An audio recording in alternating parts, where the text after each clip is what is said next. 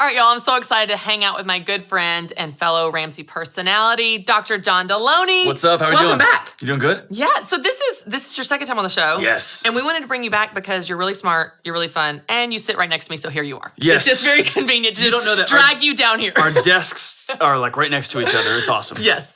So we are talking about something that is a major pain point on today's show. Okay. And you and I have talked about this offline, kind of like, up in the offices, just like, hey man, that's like, people really struggle with this, and you're a doctor, you've been a counselor, you have a lot of experience. So I want to dive into this topic of the in-law relationship. And let me tell you how people ask me this question. That's right. Yes. All the anticipation. Let me tell you how people ask me. Here's how they phrase it every time. How do I deal with my in-laws? Well, just by the way you asked the question, you're like, this isn't good. Yeah. This is like, yeah. I don't talk about relationships that are going awesome. Like, how do I deal with them? Right. So I want to dig into this. Let's first just start with the idea of relationships, not specifically in-laws. Relationships are hard. Yep. And you have walked with people in all seasons of life and through really, really hard times. Talk a little bit about just like, why are relationships in general so hard? And then I want to dive into the in-law relationship specifically. I think everybody brings a particular picture of what they think their life's going to look like. And whenever you join in with somebody in a relationship, whether it's a friend relationship, a working relationship, or a marriage relationship, you're combining two people's pictures. And sometimes they're undefined. They have this feeling, I'm going to feel this way. Right? And that's going to dictate whether I'm in love or whether this is going to work or not work or whatever. But you're bringing two pictures together. And then when you bring in-laws in, you got 2 or 3 or 4 or sometimes 6 or 8 different pictures all converging at once. Yeah. And everybody's still trying to speak into this ill-defined, is it my picture, is it yours? And it just is a recipe for a mess. That's a really good point, because even as you were talking, the first year of marriage between Matt and I, it was really hard. And everybody talks about that first year of marriage, like, oh, it's the newlywed phase and everything's just butterflies and rainbows and you're so happy, you're so in love. Like, mine was a dumpster fire. It was so hard. It was the worst. It was so hard, and it was exactly what you're saying. You come in with this picture of what marriage is going to be like. For us, the biggest pain point was the house. And we didn't even have kids. Yeah. It was just like, he had a way of doing things and I had a way of doing things, and cleaning and routines and responsibilities. We both worked full time, and there was a lot of just difficult conversations and, well, why do you think it should be done this way? Well, I thought it was, and it was hard. It was just really, really hard because we brought these different pictures of what it was going to be like, and they weren't the same. And we didn't know to talk about it. Right. I just had been collecting concert posters. And they were going to go in our living room. You mean we can't have They this? were going to be so cool. Yeah. And my wife dismissed it out of hand. Like, hey, we're going to put all these posters. And she said, no.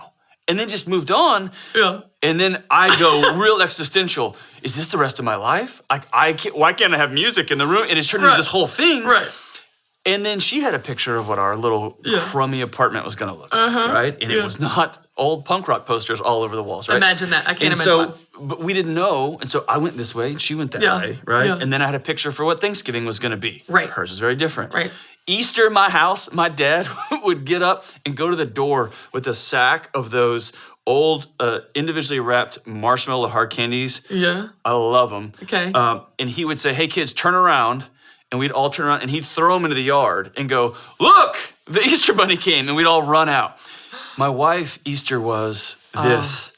The whole family Weeks of planning. comes. Oh, yeah. It's this weeping, everybody comes together. And when I was like, we're not doing Easter, it was a thing, right? Yeah. We didn't know to talk about it. Yeah. And I thought she was crazy. She thought I was crazy. And then we were off to the races, right? Oh, yeah. When you talk about the concert posters, it made me think of Matt had this recliner that, wait for it, he and his roommate from when he was single bought a 2-for-1 deal on Nolensville Road. It wasn't leather. I don't know what it was. Wasn't attractive, that's for sure.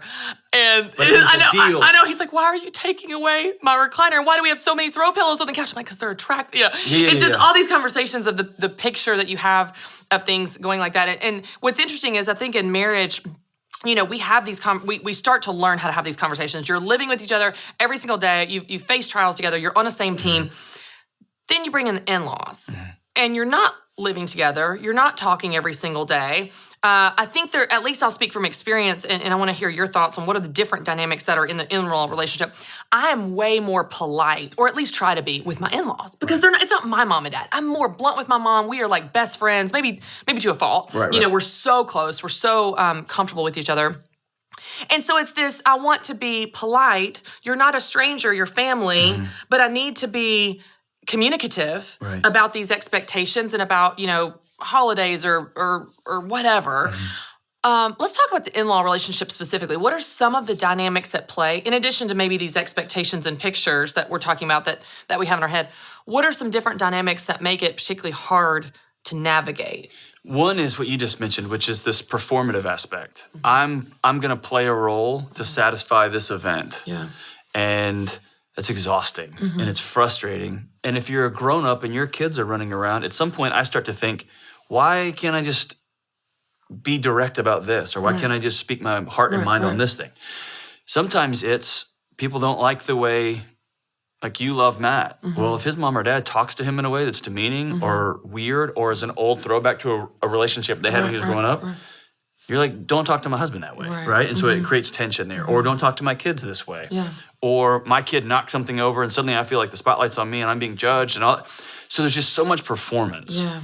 And then in-laws don't make it easy sometimes, right? They have their own expectations for how their daughter's going to be treated or their son is going to be treated and how his wife is going to run this. You know what I mean? So everybody brings these expectations and nobody talks about it. Yes, and I don't think they know how to talk about it. Because here's one of the things, and I will say this is not a secret in our family dynamics. I think I have talked to Matt's mom about things that, like just open, like, hey, what do you think about this, whatever. Because I'm an Enneagram 8. I kind of go headlong into things, and I'm just super open, sorry, Flower, about things that they would probably never even talk to each other about. Because they have a culture of super polite, and to them it's like, I want to respect this person, I want to not, ruffle feathers, I don't want to make waves. My mom and I, the opposite extreme. Like we probably just share too much that's on our minds. Like you could learn to like have a little bit, So what's interesting is Matt and I's personality is different.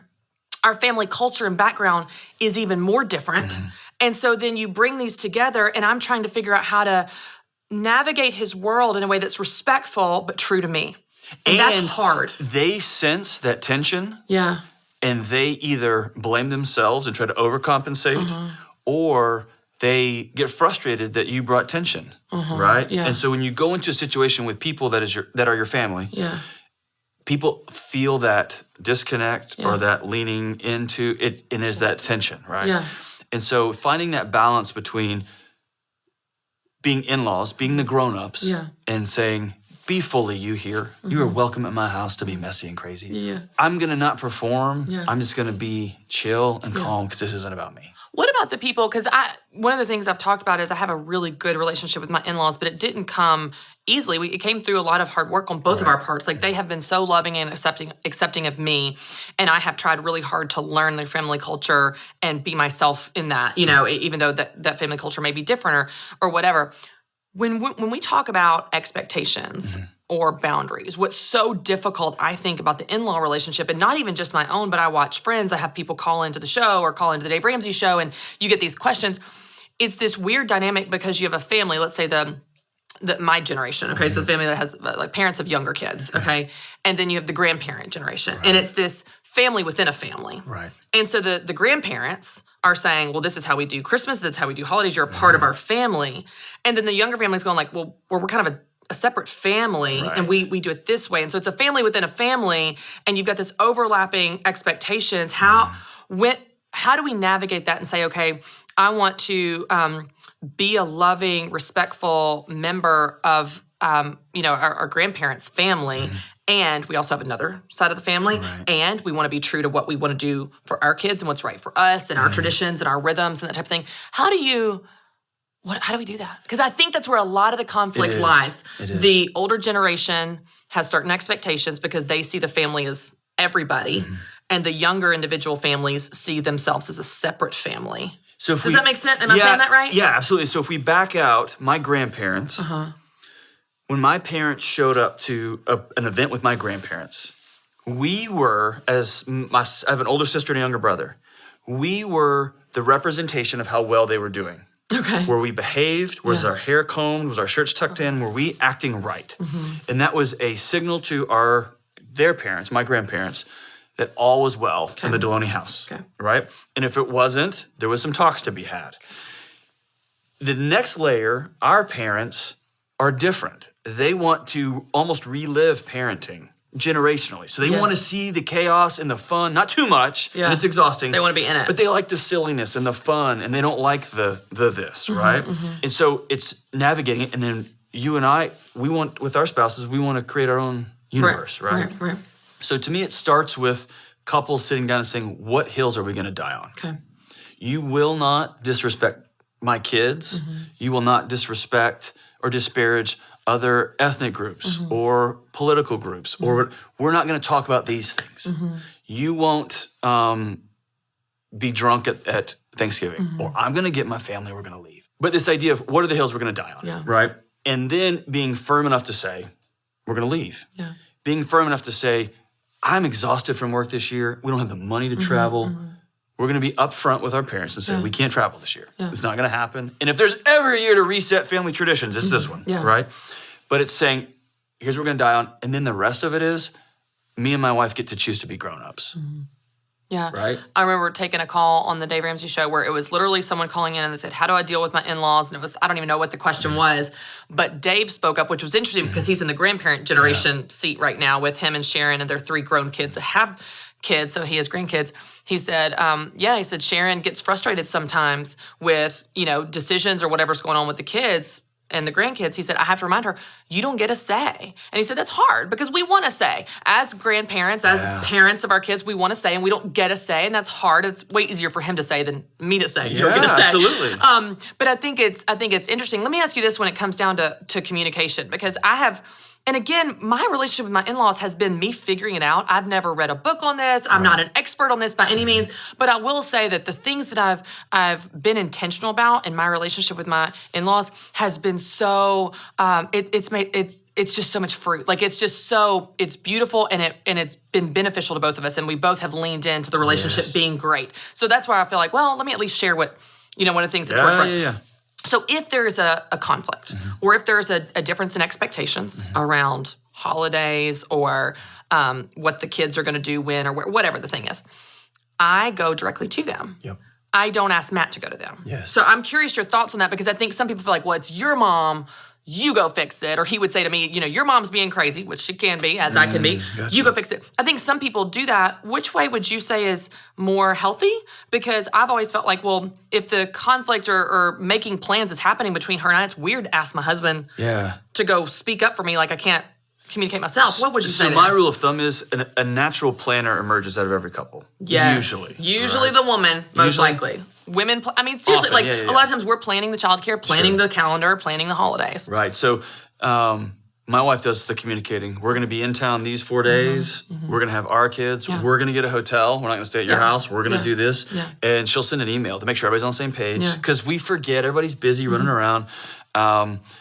If there was a disagreement, if my dad thought there was something morally wrong and he popped off to my wife, it would be my responsibility to go handle conflict and drama. Okay. Or if she sent something out to which my mom replied, that's ridiculous. I don't get to see your kids. They will be at my house for Christmas morning. It would then be my job to call my mom. Okay. Right? To stand up for her. But whoever's doing the planning, there's a natural role there. Right. And in my brother-in-law's house, he will let us know, here's my work schedule, here's where I'm able to get off, here's where the whole family is going to come.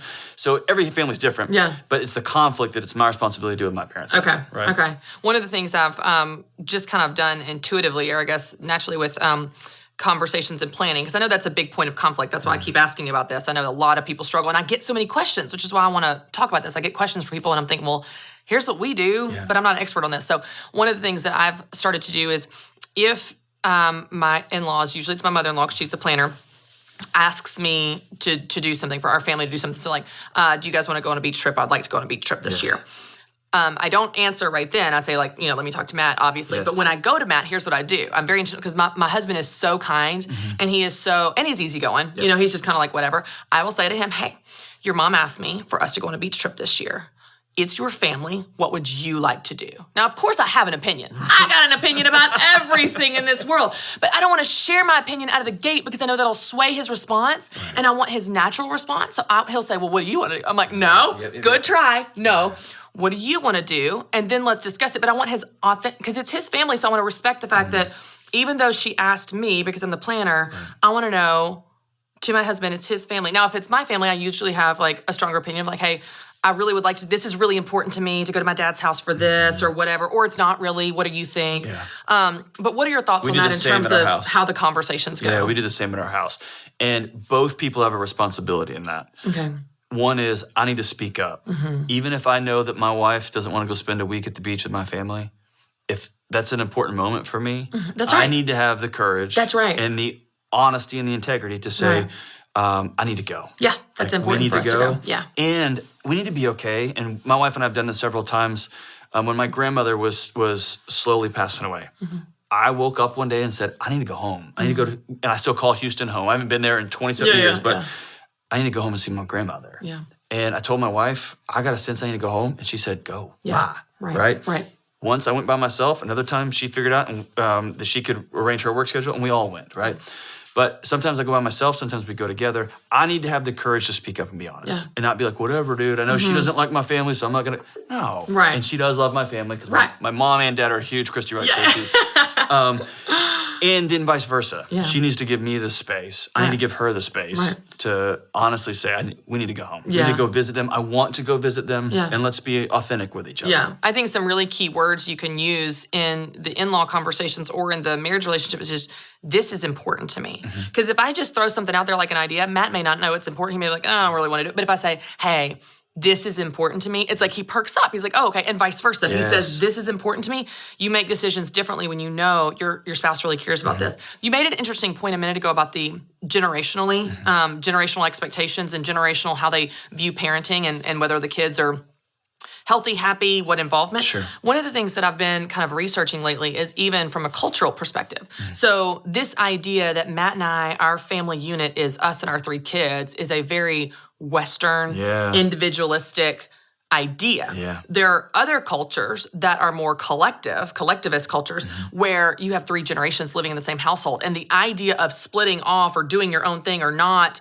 deferring to your parents or older generations would be offensive. Right. And so I think it's really important, even as you are navigating this, to understand what are, like you said, what are the expectations generationally, culturally, even regionally. In the South, we're very different than people are in the North, you know, and when we get married and that type of thing. And so I think that's really helpful. It just comes back to communicating, right? And honoring each other's family. Yeah. And it's important for me as we enter the holiday season, once I've said we're going, I have to be all in. Yeah. Me going and whining and Oh, moping no. and being Have a good attitude, an energy drag, Right. I'm all in. Right. This holiday season, I'm going to be sleeping in a camper on acres out in the middle of Central Texas.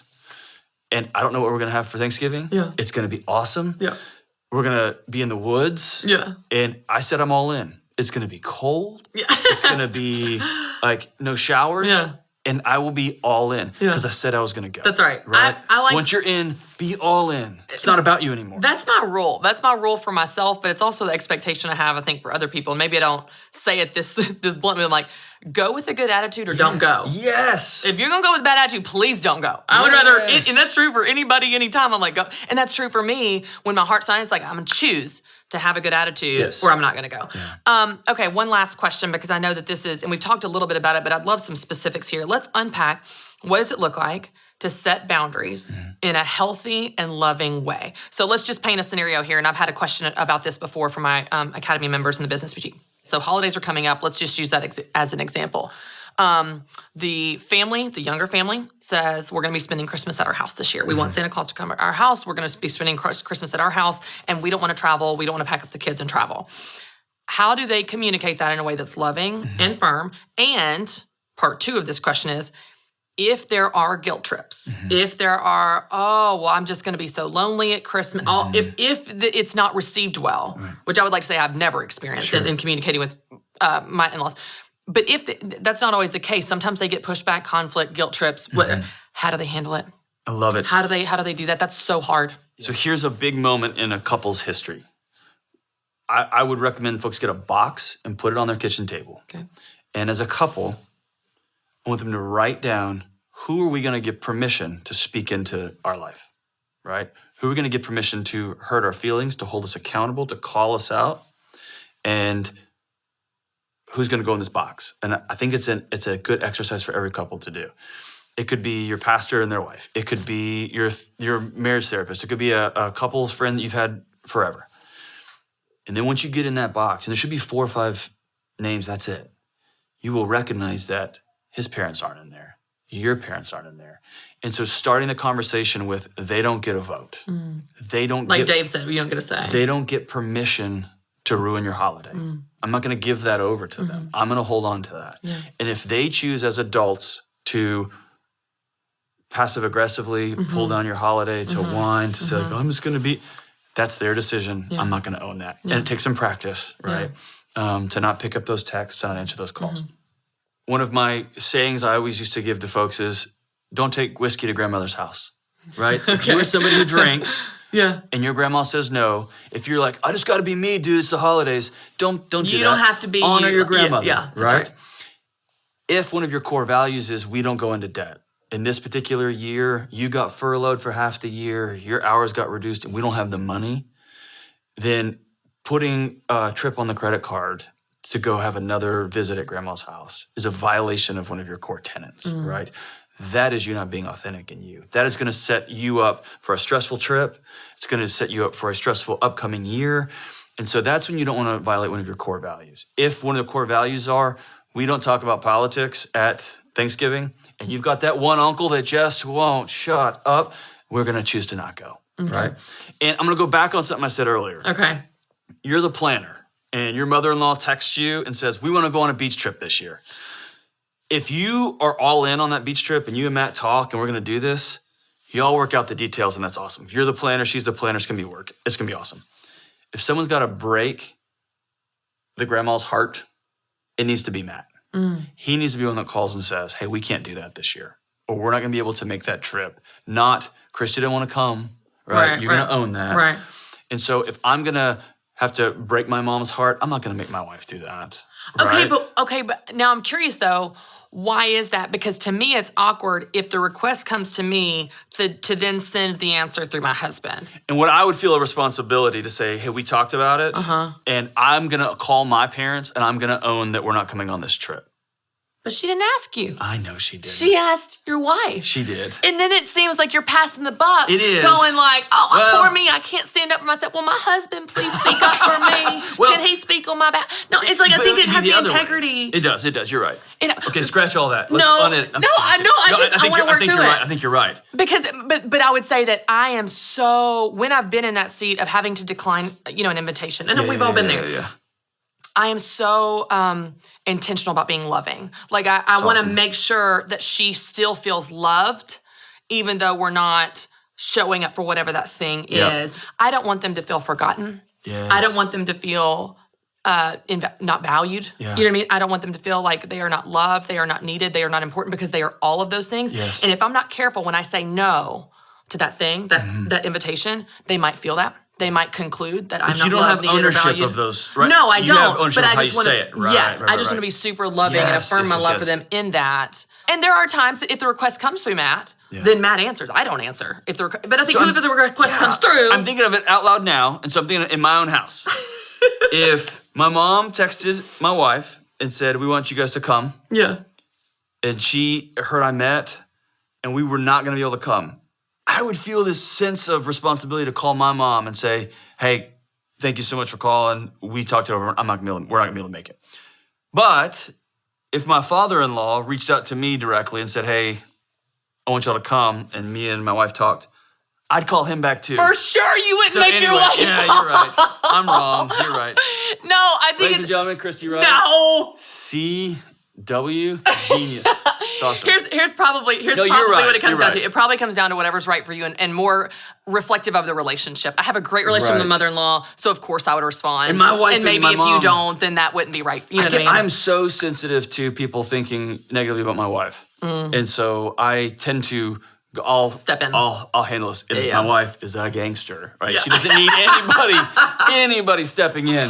At the end of the day, it's about us communicating, right? Yeah. And not living our lives out of other people's expectations for us. That's good.